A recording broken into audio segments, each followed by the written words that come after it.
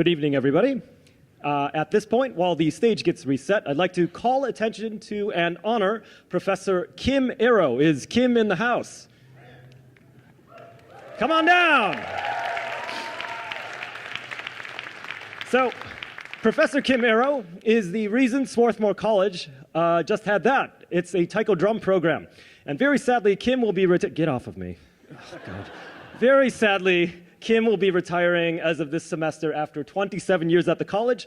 As a 2005 alumnus and former advisee of Kim's, I'd like to share my memories of him with you as he stands next to me. I became acquainted with Kim during my very first semester at Swarthmore in the fall of 2001.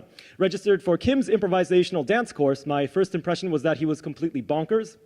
This also happens to be my second, third, and to some degree all subsequent impressions of Kim I've had since then.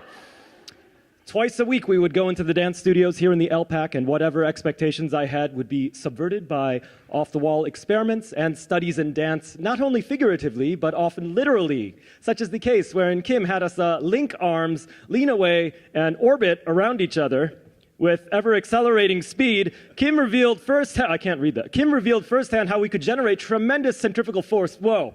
But after a few seconds, I became so dizzy I couldn't hold on to his forearm. My grip released, and for the briefest of moments, I went into competition with NASA's top astronaut candidates before connecting with the studio wall. On another day, Kim demonstrated how to climb a cliff with a rope, except to demonstrate if Kim was me, I was the cliff, so kind of like that, and my arm became the rope. Yeah, don't fall in the pit, would you? Okay. So each class left me inquisitive and bewildered. Who was this zany, bald guy? What's going on? When can I get a breather? But gradually, certain amounts of trepidation and intimidation fell away as I realized Kim was asking us not to improvise upon what we knew, but to join him on adventures of choreographic inquiry that require no small amount of fearlessness. As a person of distinct character and opinions, Kim demands and nurtures the development of artistic and academic integrity and excellence. But beyond the worry of one's grades, Kim drives home the responsibility one has to realize their work to the fullest potential, whether that's on the stage, in the studio, or upon the written page. And I could tell when other students had become accustomed to him by their ability to defend their points of view or to critique his, sometimes with laughter and sometimes with consternation. I can't recall the exact context, but I do remember one classmate groaning, and I'm paraphrasing slightly, "Damn it, Kim, I'm not going to get into another semantic argument with you." At the time, I was amused to see somebody standing up to him, and Kim seemed to be as well. The point is that he's never demanded consensus. Rather, Kim encourages incredibly violent, oh my goodness, that was a slip. Vibrant dialogue that fosters students' openness, excuse me, mea culpa. Curiosity, their physicality, and their intellect. A removal of inhibition in line with the nature of dance and performing arts. A weight-forward, immediate presence of one's personhood. Sometimes students taking his choreography or taiko classes have complained, you're always changing the material, and Kim would agree. But anybody taking Kim's classes hones their practical skills, flexibility, adaptability, interpretation to a much sharper edge. So mind you, this is not some Hollywood portrayal of a crazy yet wise liberal arts professor dispensing sage wisdom. Kim is real. And more so, slightly related, some people actually, to relate to Hollywood, some people have mistaken you for the actor Billy Bob Thornton. But it's better to say that Billy Bob has been mistaken for you. I don't believe a screenwriter could dream up what you've done. This unending query of what if in your work, such as Quasimodo in the Outback, where you're swinging and dancing around upside down from elastics like a bat, or in a duet where you're bouncing around on the stage in an inflatable suit. Or in Rooper, a dance film where you went out into the Australian outback, get on a pair of pogo stilts, and try to join a family of puzzled kangaroos.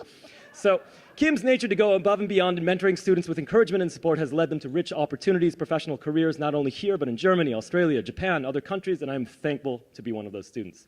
So at the end of that first semester, you just convinced me to try taiko by mentioning, "I'm teaching it next semester, you should try it." And I knew nothing of it, but I said, okay. So I had no idea of the impact it would have on my life, but you seem to certainly see potential. And I credit you with cultivating and passing on to me a particular artistic approach, emphasizing choreography as much as the music. In the ultimate case of a professor helping a student, Kim also saved me quite literally in the summer of 2003. He rescued me from drowning in very shallow waters off a beach in Hawaii, and he's never let me live it down since. He always... My idea to swim to the island. Yes, it was your idea. So He never minces words, and friends do find him talkative, though. But you're, again, never mincing words, and you've always been willing to offer helpful advice. I do remember when I was training in Japan one time, I called you very, very worried. I was already injured, and I was in this brutal apprenticeship program. And Kim didn't respond with, no, you're great. You just keep going. He said, no matter how brutal these conditions get, just think another chapter for my book. And it worked. Even though the book is yet to be written, the thought brightened my inner monologue so I could keep going another year. To wrap up, I'd like to share a second key moment to which I'm thankful for Kim. Toward the end of that first year at Swarthmore, Kim awoke within me the spark of initiative. Some classmates had received summer funding to go study Taiko in Hawaii, and he mentioned, there really should be a way for you to go too. And while college is a place where students with passions can pursue them, it simply hadn't occurred to me yet that Taiko might too become my passion, or I could actually figure into that with my own initiative. But eventually, just through that, those words, I thought about it, and I went.